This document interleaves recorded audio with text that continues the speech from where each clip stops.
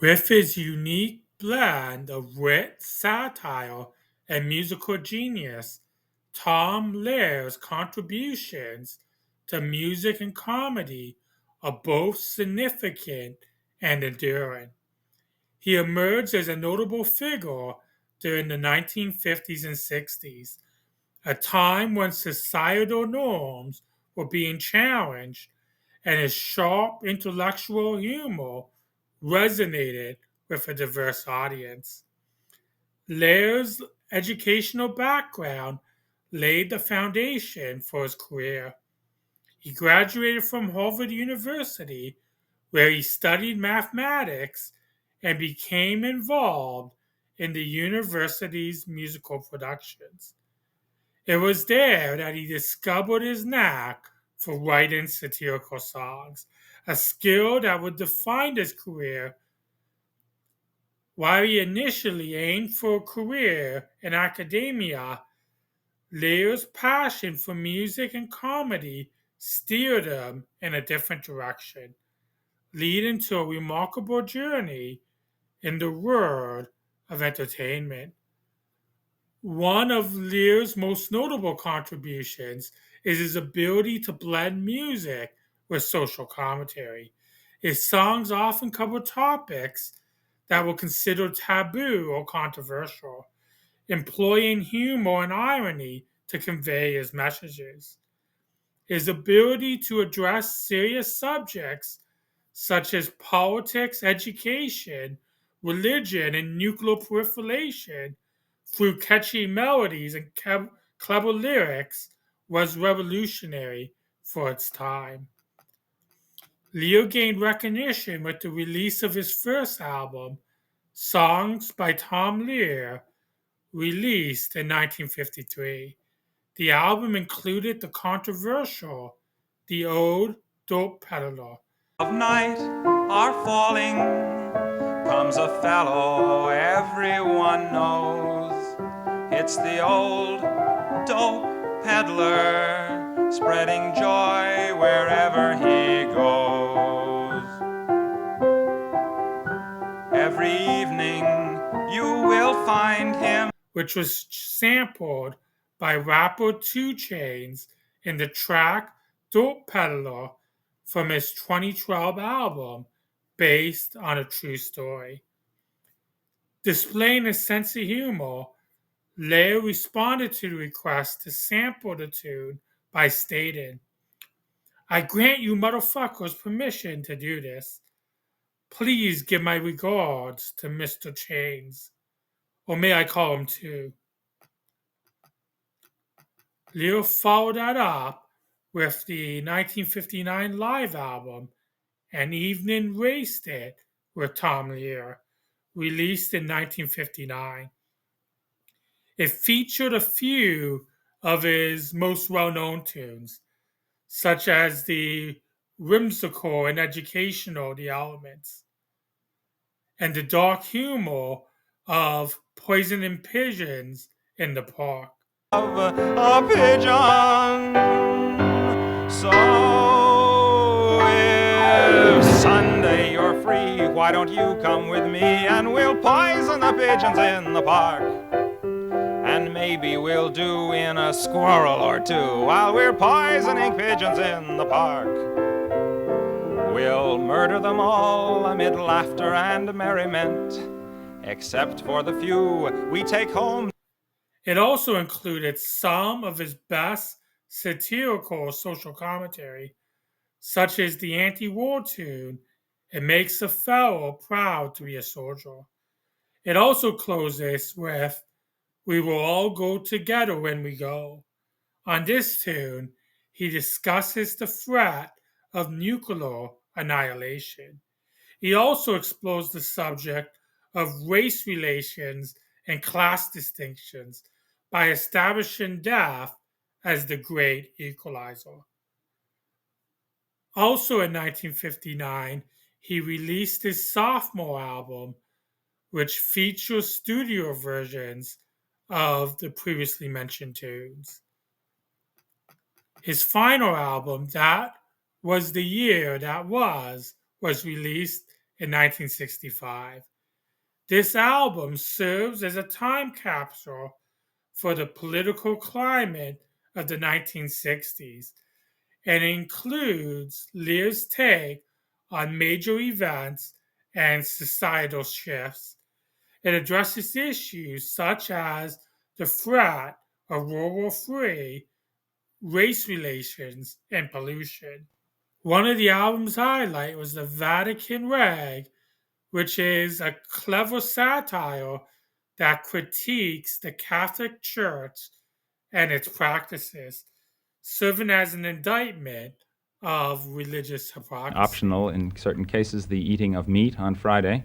That's a particularly interesting one because I've always felt that there was an inconsistency in the church dogma. For example, it was all right for a soldier to kill a man on Friday, but it was a sin to eat him. Also, they're permitting the use of secular music in portions of the liturgy. I thought it would be a nice idea to redo some of the liturgical music in popular song forms. I have chosen the ragtime form, and this one is called the Vatican Rag.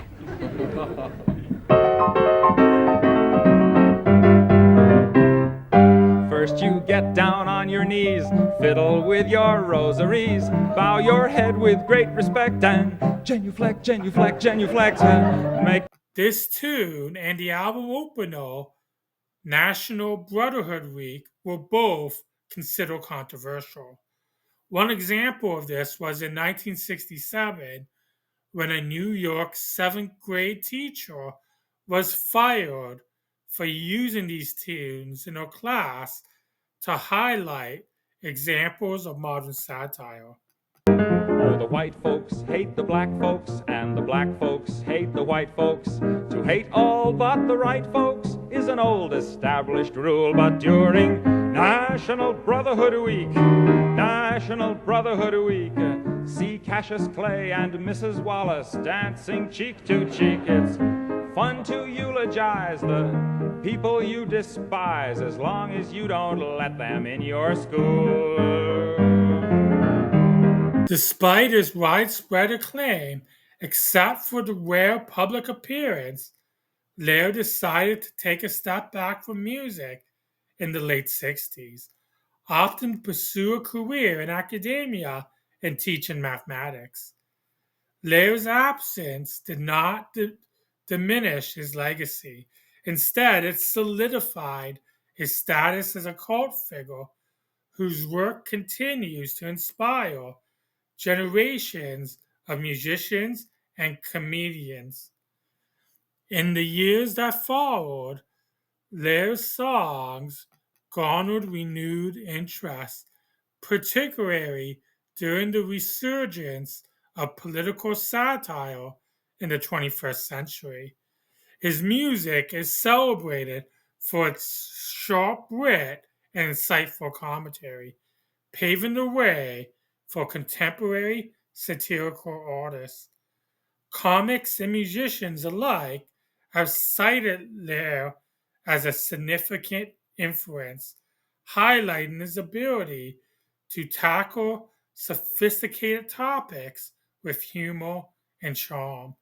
A wide range of musicians, including Weird Al and Steely Dan's Donald Fagen and Otto Becker, have cited him as an influence. Randy Newman also cited him as a considerable influence on his satirical style, stating, "He's one of the great American songwriters, without a doubt. Right up there with everybody, the top guys. As a lyricist, as good as they've been in the last half of the 20th century." His style also helped lay the groundwork for future generations of television satirists, including the likes of Stephen Colbert and John Oliver, who also use humor as a means to explore and critique societal issues. In 2020, Lehrer decided to release his music into the public domain, allowing the use of his tunes without permission, and making all of his songs, lyrics, and sheet music available for free download. Sadly, Lehrer passed away on July 26, 2025, at the age of 97. From his early albums to his cultural resurgence in modern times, Lehrer has left an indelible mark that continues to inspire and entertain audiences around the world. So this is CJ Baker, and this concludes the video. So do you have a favorite Tom Lehrer song, or any other thoughts about him, or any other feedback you want to leave about the video? Please do so in the comments. If you want me to continue making videos, please like and subscribe.